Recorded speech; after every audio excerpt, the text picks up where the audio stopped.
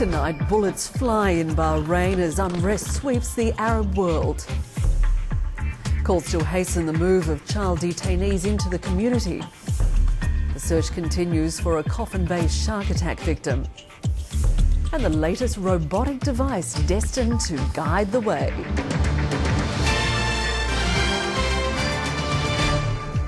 Good evening, Anita Savage with ABC News. Tremors of rebellion are spreading across the Middle East as more than 70 people were injured during violent and bloody clashes in Bahrain.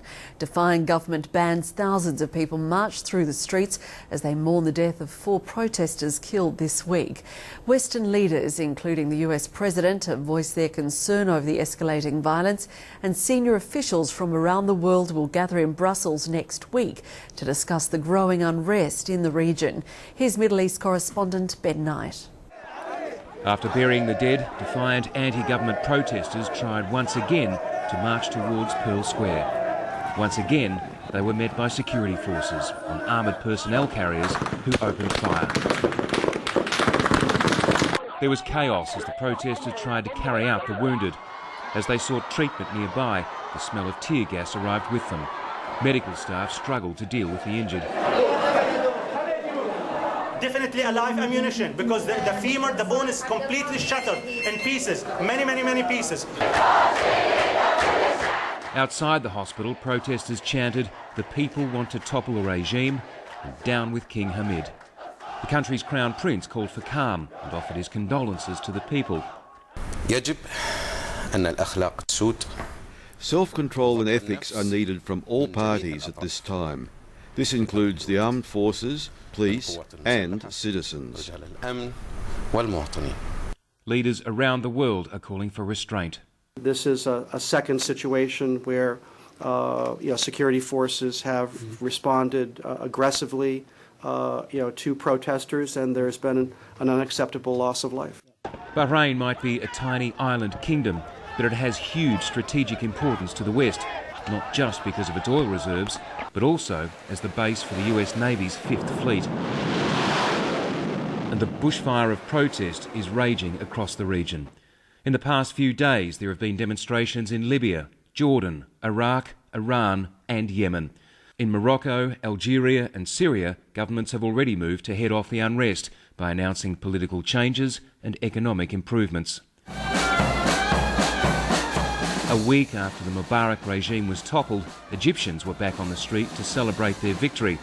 Hundreds of thousands gathered in Tahrir Square. They also wanted to send the army a message that its promise to move their country towards democracy must be kept. But that democracy makes some in the West nervous. They might like the idea, but they're also uneasy about who might end up getting voted in. Ben Knight, ABC News. Another boat carrying asylum seekers has been intercepted off Australia and is being taken to Christmas Island. If there are children among the 44 people on board, they'll add to the growing number waiting to be released into the community with their families. Refugee advocates say the government is making the move too slowly and are calling for processing to be sped up. An aerial search of an area near Coffin Bay on the state's west coast has failed to find any trace of shark attack victim Peter Clarkson. The 50-year-old was taken by 2 sharks on Thursday night. Police haven't revealed if Mr. Clarkson was wearing a shield device or if it was turned on at the time.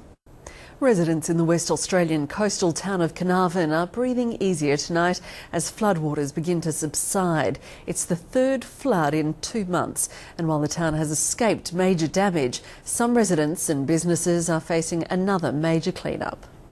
Returning overseas and in eastern Congo, a senior military officer has been charged with crimes against humanity. A mobile court has been hearing evidence from more than 60 women who were allegedly attacked in retaliation for a shooting of a soldier. Africa correspondent Ginny Stein reports. Snow and freezing temperatures in Afghanistan are a mixed blessing for people there. The winter weather has brought a lull in fighting, but it's also brought hardship to some of the poorest families in the capital. From Kabul, Afghanistan correspondent Sally Sarah. Fringe artists who had worked on last night's washed-out opening parade may get another chance to be in the spotlight.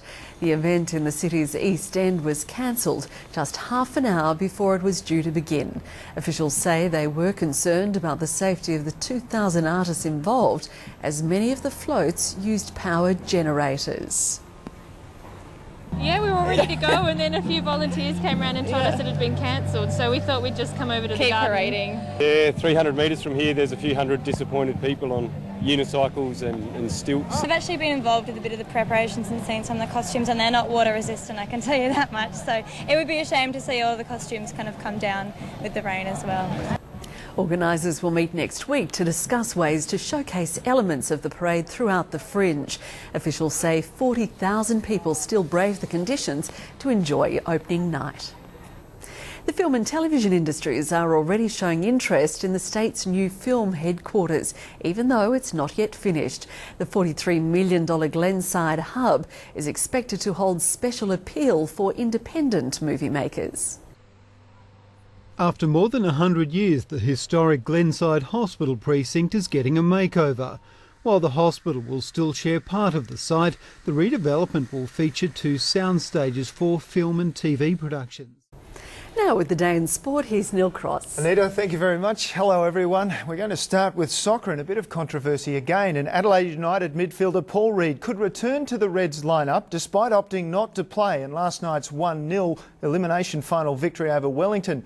Reid has spoken with coach Rinnie Coolin, and it's expected the 31-year-old will train with the Reds again next week. He wasn't expected to be there, but Paul Reid's appearance at the Reds' recovery was the first tentative step on his way to a reconciliation with the club. Let's have a look at cricket now. And South Australia has completed its one-day cup season with a comprehensive victory over Queensland at the Adelaide Oval. The Redbacks' victory lifted them from the bottom of the table, replaced there by the Bulls, who were punished for playing a vastly inexperienced team.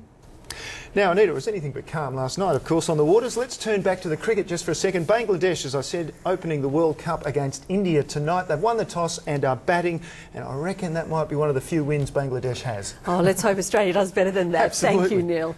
To the weather now, and tonight's photo of the Northern Expressway overpass was taken by Michael Fleming of Paradise. In Adelaide today, the temperature reached 24.5 at 4:15 this afternoon. The overnight low was 18.4. A rain band cleared from South Australia overnight. The highest rainfall to 9 a.m. was 81 millimetres at Parawa.